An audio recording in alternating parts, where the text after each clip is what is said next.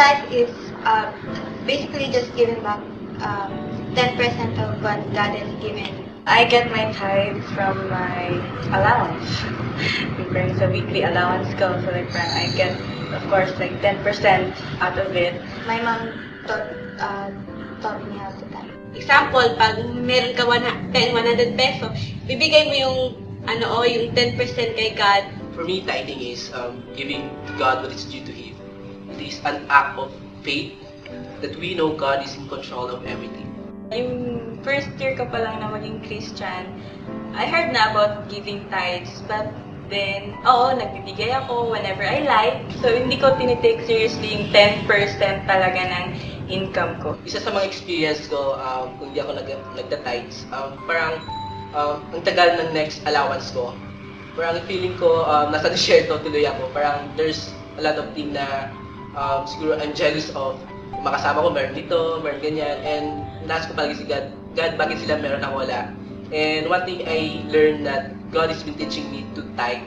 So, there was one time nung nag-merge yung mga life group, tapos nag-share si Ate Maricel about handling your finances and sino yung dapat priority when it comes to finances. So, striking siya na that time ko lang na-realize na dapat seryosohin ko pala yung pagbigay ng tithes.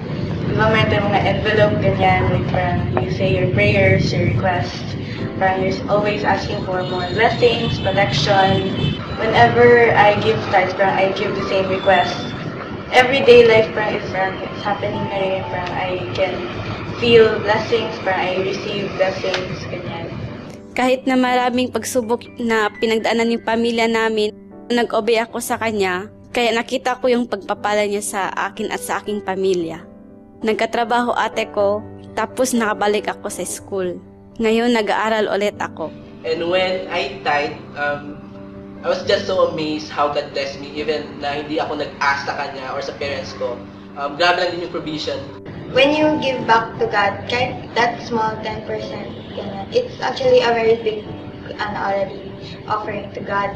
God always provides, parang He always never lets me down. Parang even if He does, pero parang I still have faith na parang He'll still provide for me and my family.